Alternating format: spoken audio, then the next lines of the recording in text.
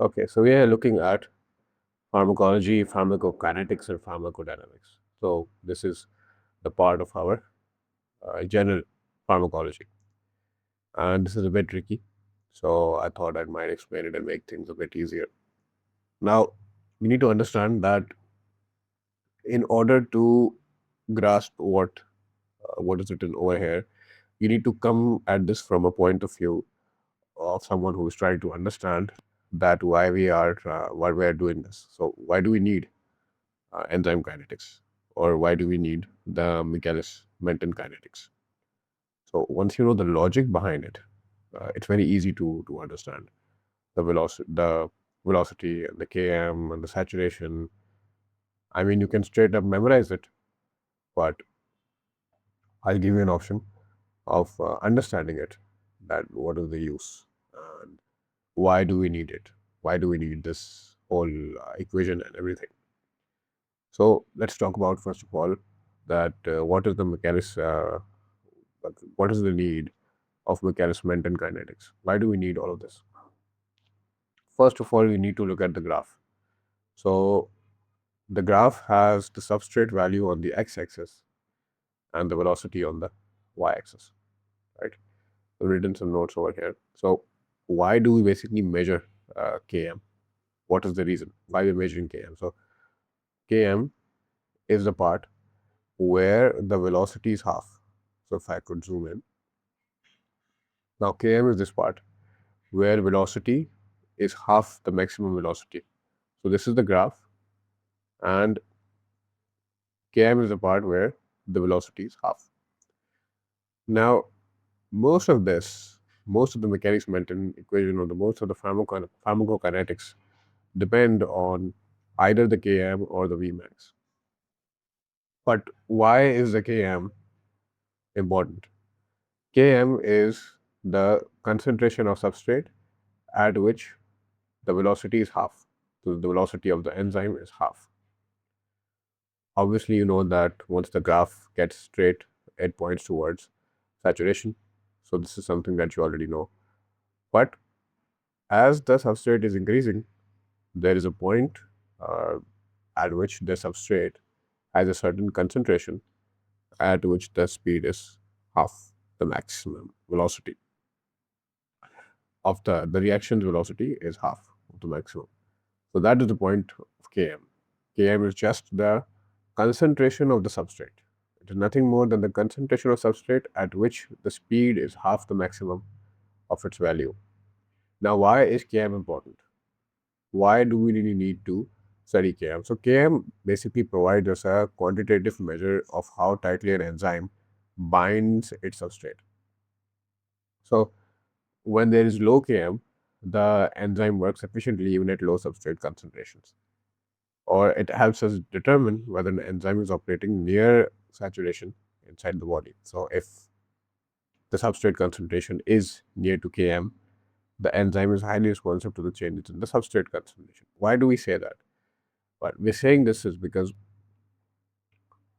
when the let me give you an example. So when the substrate is zero, the velocity is zero, right? And when the substrate is maximum, or the substrate is basically has reached a saturation point, the velocity is maximum.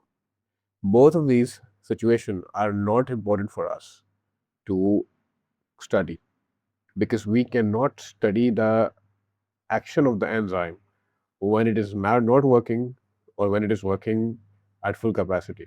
In both of these situations, it is very difficult for us to understand the nature of the enzyme or the nature of the reaction. So what we did is we chose a middle point at which the velocity is maximum. And what happens when the velocity is half the maximum? What happens is that at the point of Km, we can easily study why an enzyme, what happens if we sort of change the certain characteristics of the enzyme, right? So I've written it over here as well. These are some questions that I had uh, for myself. So at the low substrate, the enzyme is mostly free. At high substrate, the enzyme is fully saturated. So at half Vmax, the enzyme is 50% saturated. And this is useful is because small changes at this point will tell us, small changes at this point tell us that how much the enzyme is responsive and how it is regulated. That is why we choose to study Km. Now, looking at the equation or the problem. So, Michaelis Menten equation tells us the kinetics of the reaction. What it is telling us is that Km is the substrate concentration needed for an enzyme to reach a rate of half Vmax and is inversely related to the affinity of the enzyme for its substrate. So what means is that the Km is low, the Vmax will be reached faster, right? It is going to be high affinity. So for example, if I rub this, so basically if the Km was at this point, for example, then the half Vmax would be at this point, right? Half Vmax would be this point at this point. So low Km will then allow the enzyme to reach to its half maximum velocity faster, which means that the low Km has a higher affinity. Whereas if the Km was somewhere over here, for example, then the half velocity would be reached here, and then the graph would continue on, and then the maximum velocity, the Vmax, would have reached over here. And if the point, as I've previously stated, if the point is over here, then the graph would continue mostly to this point, and this is going to get saturated. So it is going to reach its Vmax sooner than the previous graph, normal graph, right? So that is what Km does. Km tells you the affinity to the substrate. So if there is less Km, there is strong affinity, there is less substrate needed. So if the substrate has a strong affinity, less of it is needed to bring about an effect. If the substrate has weak affinity, more of it would be needed. Hence, there would be more concentration. Hence, Km would be high.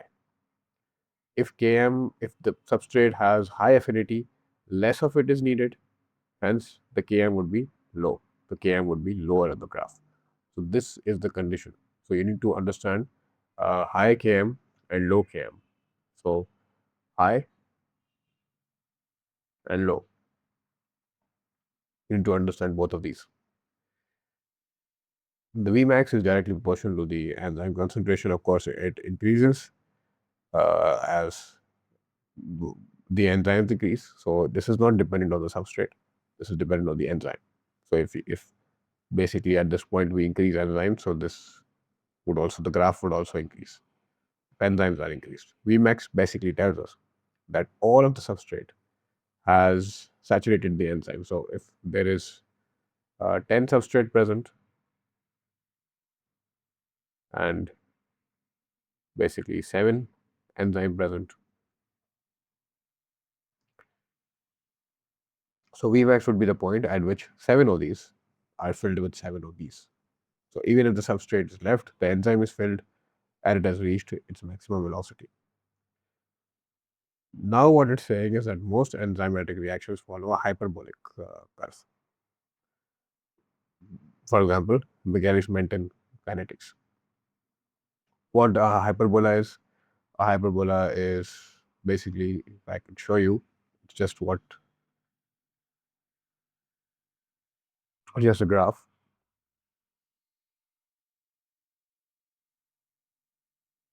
So that you remember it, right? So this is what a hyperbola is. Uh,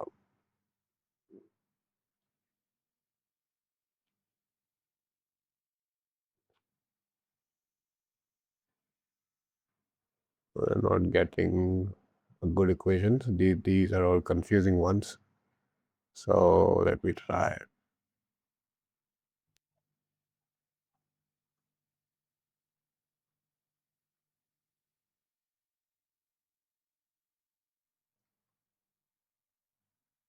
So you can see that this is a hyperbola, the curve like this. So if I think I should just draw it, it's going to be a bit more easy for you to understand. Just drawing it would be better.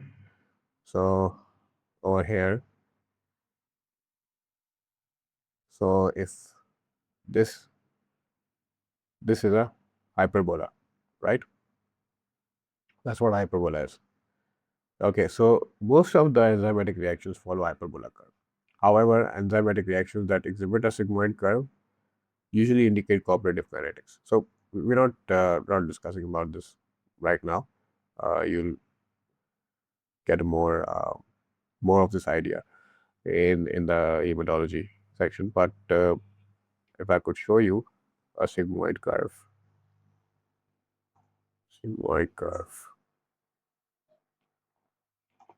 graph. This is sigmoid curve, right? This is sigmoid curve.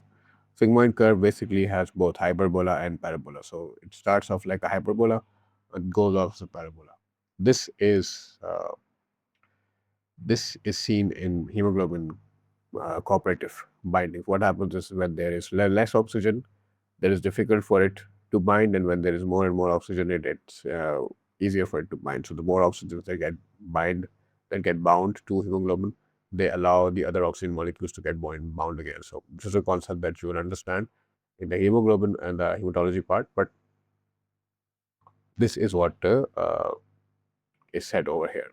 So cooperative kinetics just basically means that binding of one molecule facilitates the binding of the other one. So this is what the Michaelis-Menten equation is. Uh, yeah, so I've explained all of this. Michaelis-Menten equation. What Michaelis-Menten equation is basically it's a mathematical equation. So the origin of it is mathematics, and it's the main purpose of Michaelis-Menten equation is for us to study the Km. That is it. That's the main function of it. Because Km, as I said, is important to study the velocity of the enzyme and the characteristic of the reaction. So the main purpose of studying the Michaelis-Menten equation is basically the Km. So keep that in mind. I hope I was able to provide some logic to it. There is this graph where it is telling us the effect of the enzyme inhibition, and what they're basically showing us is fine. We understand that a specific substrate concentration is what Km is. We understand that. But what happens if we change the characteristic of an enzyme? So, of course, if we add more enzyme, the Vmax will increase, right?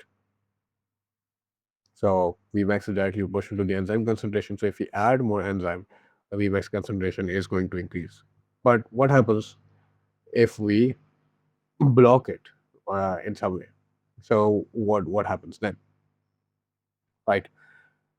For example, you might know this already, but if you have an enzyme and it is blocked. So let me give you an example over here. So basically, you have 10 substrate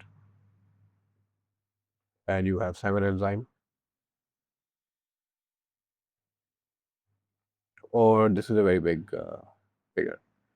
Basically, you have 5 substrate,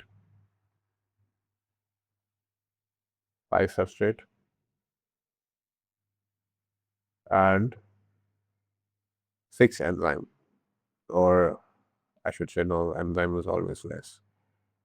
So forget about 6. You have 4 enzyme. It's getting a bit messy. So 5 substrate and 4 enzyme. Okay. Now, if this is the enzyme, right? If these are the enzymes, and you know what a competitive inhibitor is, basically, competitive inhibitor is just like a substrate. It's a clone of the substrate, but it doesn't work. So it's just basically blocking the binding of the substrate. So if something comes over here and blocks this, so of course the reaction is going to be slow. Substrate is not going to be able to bind. So substrate is sitting over here. It's not able to bind. It's not going to bind. If it's not going to bind, the reaction is will be slow. So you can see that this yellow graph or the green, with whatever the color is, this graph is slow, right? You can see that uh, this graph, the normal one, is faster and this is slow. So the reason why it's slow is because the substrate is not being able to bind, but of course it is a reversible uh, inhibitor. So if we increase the substrate concentration, basically increase substrate, so we put substrate all around it, then they're just going to force this guy to come out and they're going to bind to him. So they are going to eventually reach the saturation point, but they're going to be a bit slow. Non-competitive inhibitor is basically, it's just in simple words, it deforms the enzyme. So this guy is very dangerous. So we'll call him N, and he is just going to deform the enzyme. So of course, if you're taking one enzyme out of the equation, so there were 4, now we have only 3, the Vmax is going to decrease because Vmax is directly proportional to the enzyme concentration. So the Vmax is going to decrease. These are the effect of the competitive inhibitor, the non-competitive inhibitor on the velocity of the enzyme or on the enzyme as a whole. So this was Michaelis Menten equation. The Lineweaver Burk plot is, first of all, you need to see the graph, and of course you can try to understand it and you can try to understand what's going on here. But I'm going to give you a very simple trick, you could say, that simple trick that is going to uh, just going to tell you that whether this is a competitive inhibitor or not. So what basically we need to identify from Lineweaver Burk plot is it a competitive inhibitor or a non-competitive inhibitor? Right, so this is a question mark, guys. Okay, that's the only point that we need to identify. That if they're giving us a curve, whether it is a competitive inhibitor or a non-competitive inhibitor. What the Burk plot is that the closer to 0 on the y-axis, the higher the Vmax. So it's just an inverse, right? So Vmax was over here, farther from 0. This is as closer. So because this is 1 by V, what is happening is that the more you go above the Vmax, the more the value of V is decreasing. So if I could explain it, if we say that this is a graph and this is V, so this could be 0, 1, all the way to 10, right? This is 10. But if there's a graph and this is saying 1 by V, then this is 10, 9, all the way to 1 and 0. So it just became opposite, right? So this was inverse. That's what's happening over here, right? It's just getting inverse, right? Everything is getting inverse. So instead of a curve, you're getting a straight line because the inverse of a curve is a straight line. Okay, so the closer to the y-axis, closer to 0 on the y-axis, you get a higher Vmax. The closer to 0 on the x-axis, the higher the Km, right? The Km was higher at this point, but now it's going to be higher closer to 0. So first of all, you now understood the orientation of it. Competitive inhibitors cross each other, whereas non-competitive inhibitors do not. That's what you need to do. This is a competitive inhibitor over here because they're crossing. Normal graph will always be given in the paper. It's crossing, it's competitive inhibitor, it's not crossing, it's non-competitive inhibitor. That's everything that you need to understand about it. Competitive inhibitors increase Km, and the reason why they do so is because it obviously takes more time, more concentration of substrate to reach half Vmax. So now you need more concentration, right? So what was happening in the previous graphs, you need a lot of substrate to have some effect. So obviously that Km is going to be increased. Km is going to be increased. Now, these are some, you can say, the effects of inhibitors on certain things. So the competitive ones will always resemble the substrate, the non-competitive ones will not. The reversible ones will always be overcome by substrate. The irreversible ones will never be overcome by substrate concentration. The bind side is going to be active always in the competitive ones because competitive ones do not change the any kind of the shape. If either it is reversible or reversible, comparative ones will not change the shape of the enzyme. Okay. And whereas the non-comparative inhibitors will, because they're non-comparative, so they work by changing the shape of the enzyme. The effect on the Vmax is going to be unchanged in the reversible ones because it is reversible. Uh, it's a reversible inhibitor, so it will not have any effect on the Vmax. But the irreversible ones will decrease it, because the reason why they're called irreversible is because they are shutting off the enzyme. They are shutting it down. So if the enzyme is decreasing, the Vmax is decreasing. Now the Km will be affected in the comparative inhibitors because, of course, more and more substrate is required, right? But in this situation, there is no point in increasing the substrate. You already know that nothing is going to happen, so you don't increase the substrate, and there's no point. It's just futile. It will have no effect. So the Km remains unchanged. The pharmacodynamics, of course, because the Km is increased, the potency is decreased. Because the Km is increased, Km is increased, the potency will be decreased. More substrate is going to be needed. The drug will be less potent. More of the drug is going to be needed, right? And potency is always dependent on the Km. Efficacy is dependent on the Vmax.